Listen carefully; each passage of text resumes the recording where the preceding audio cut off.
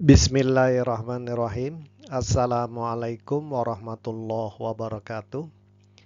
Rekan-rekan sekalian, saya saat ini mau membuat suatu seri baru ya dari video terkait renungan malam. Jadi saya selama ini sebenarnya sudah mengirimkan secara teratur, sudah hampir beberapa tahun ini ya, renungan malam setiap malamnya.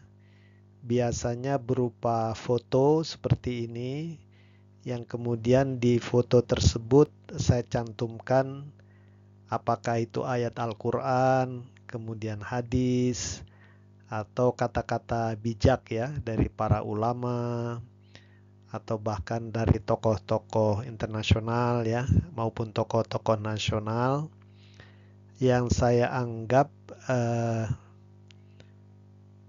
mengandung hikmah lah ya, untuk kita renungkan bersama, sehingga kami harapkan sebenarnya ada manfaatnya lah ya untuk yang membaca. Nah, sebenarnya renungan malam ini saya kirimkan biasa setiap malam di Facebook saya, di Instagram, di Twitter ya. Tapi biasanya saya tidak memberikan narasi apapun, saya tidak komentar dan seterusnya ya. Saya hanya mengirimkan foto semacam ini dengan kata-kata tertera di foto tersebut.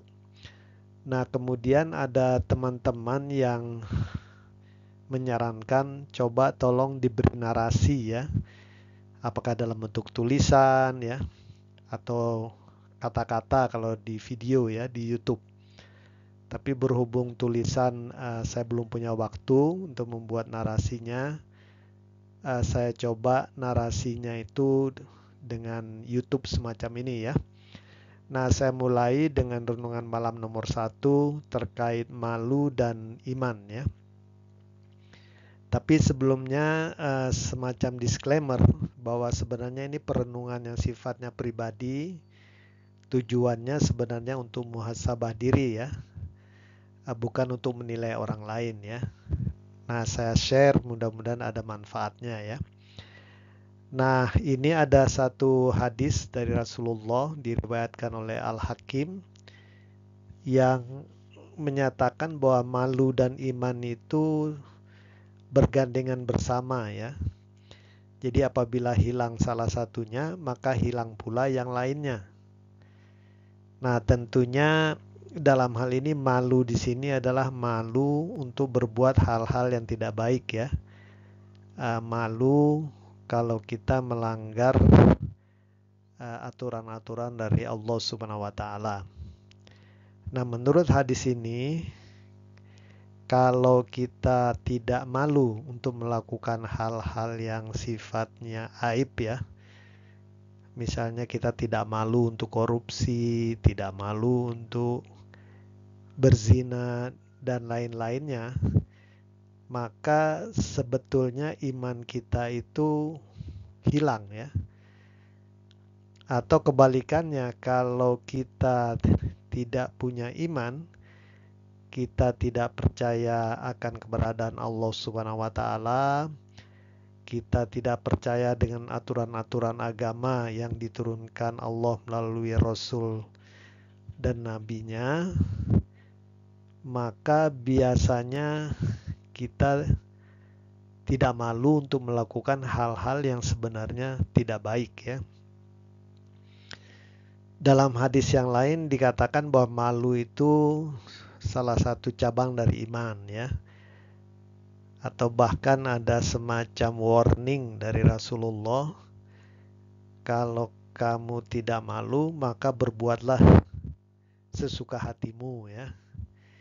Jadi malu ini penting ya, apalagi di zaman modern saat ini yang semakin hedonistik ya. Kadang-kadang kita baca berita tentang kasus-kasus korupsi, kasus-kasus perzinahan, kasus-kasus mungkin yang rame sekarang itu flexing ya, memamerkan harta kekayaan dan seterusnya ya. Jadi tidak ada lagi rasa malu ya.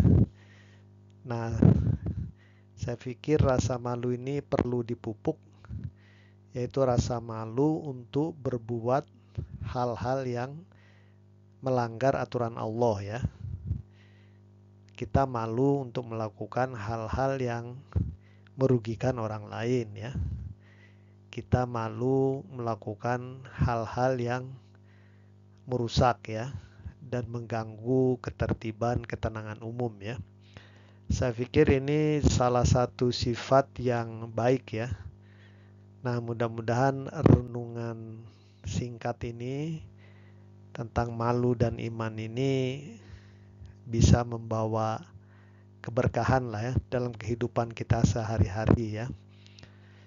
Walau alam bisawab. Wassalamualaikum warahmatullahi wabarakatuh.